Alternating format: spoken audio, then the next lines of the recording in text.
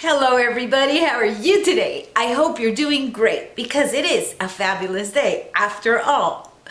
Now we're going to be talking about some interesting stuff. You know, a lot of channels got demonetized. The majority, I think, did. There's some big channels that didn't, but the rest did. So what's next? Well, let me tell you, it's not only about the demonetization. There are other policies that some people don't seem to be aware of, and they need to, or else you can lose your channel. So if you want to know what policies might affect you, just stick around. Action fun and back to Lock 19 with Marta.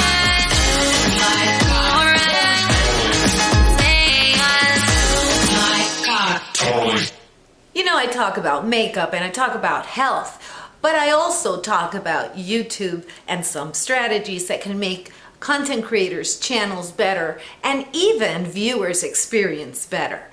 There's a video I'm going to put up here if you want to find out a little bit about YouTube time management. But today we're going to be talking about rules and policies that people need to be aware of if they want to have a healthy channel without any strikes, or what's worse, if they don't want to lose their channel altogether.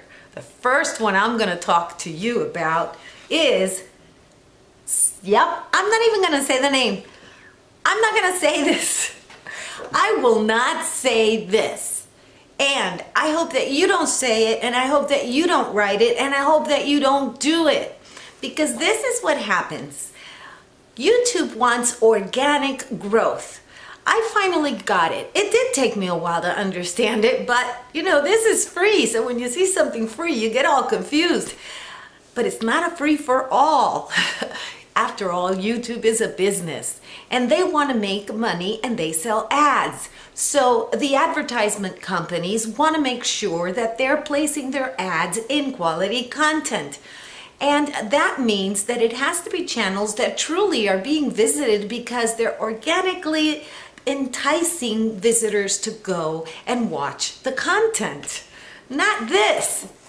These people don't watch content. They're just looking for numbers. So what happens is that when you associate yourself with people that are doing that, the algorithm picks up that the majority of the subscribers that you have are not real. They don't really go to your channel. They don't really visit your channel. They don't watch your videos.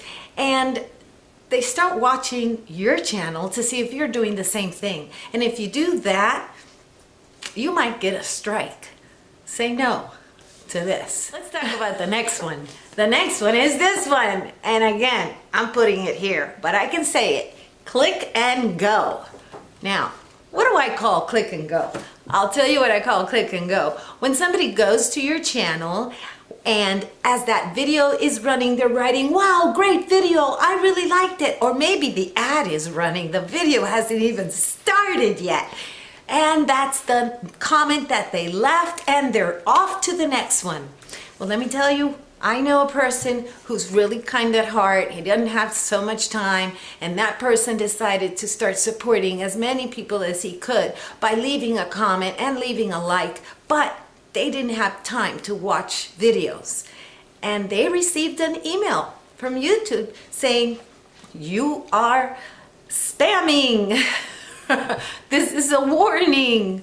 Don't do it again. So, yep, you can get a strike. You're not supposed to spam. And when you do click and go, you're spamming. So don't do that, and try and figure out if people are doing that to you too. And I'm going to tell you at the end why it's important that you know who else is breaking YouTube policy and rules and how it affects you. But now let's go to the next one. Yeah. This is no good. Fake views are no good. They will figure it out. They've got this big machinery, and that's what they're interested in. They're interested in making sure things are organic and that they can sell their advertising space to companies and that they can pitch how true these views are. So this is not good. Don't do this.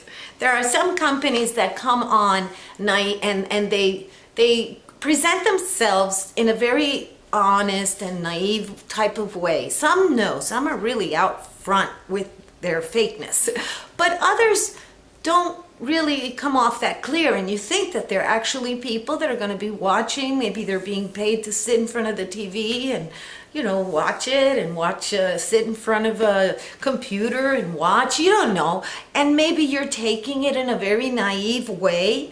Well, basically, this is what you have to focus on. There must be a desire to watch that video, and the desire cannot be related to earning cash.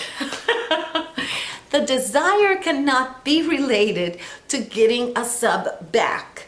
None of that is a true, honest, and organic desire. So if anything is going on that does not promote a real, honest desire that is not connected to anything else, don't do it. The next one is very related to that one, and that is this, okay? Fake subs. Fake subs are just about the same. Sometimes they're not even real people. Sometimes they're created accounts that don't exist, a whole bunch of fakeness all over the place. And it's no good. So yeah, don't do that, because of course, that's even, I think, worse and more obvious than this, because there's not even a person sometimes, or a person with 5 accounts. And sometimes they'll even say it. They'll put it on your comments and they'll say, oh, I have 3 accounts, so if you sub to me, then I'll have 3 people coming to visit you because I have 3 accounts. No, that's not good. None of that is good. Those people are chasing the numbers, chasing the fakeness, and you don't want to be caught up. And I told you I was going to tell you why you don't want to be caught up in that association, whether you do it or not. Let me explain. It gets a little complicated, but you're going to say, oh yeah, that makes sense. You know how they say birds of a feather flock together? Absolutely true.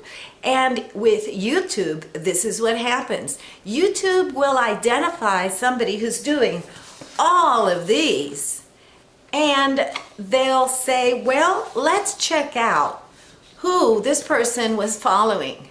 Yeah, they have time for that. They do, because it's mostly robots.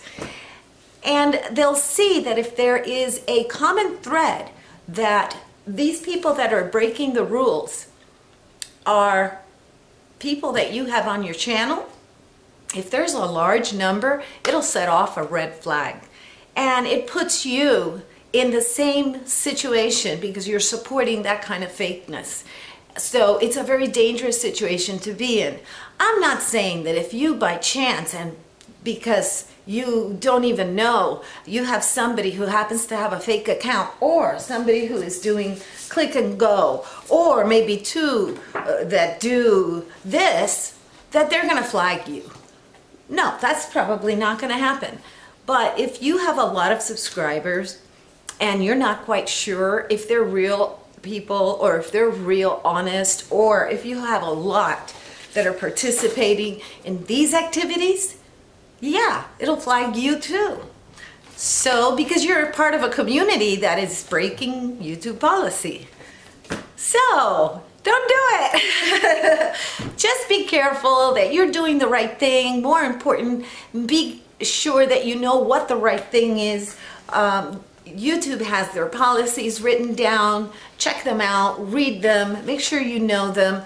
I know that I didn't look at them at the beginning, and then later I said, wow, look at all of these policies I wasn't even aware of.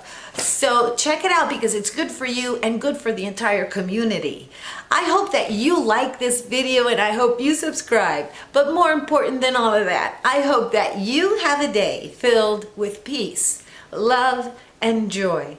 Bye-bye.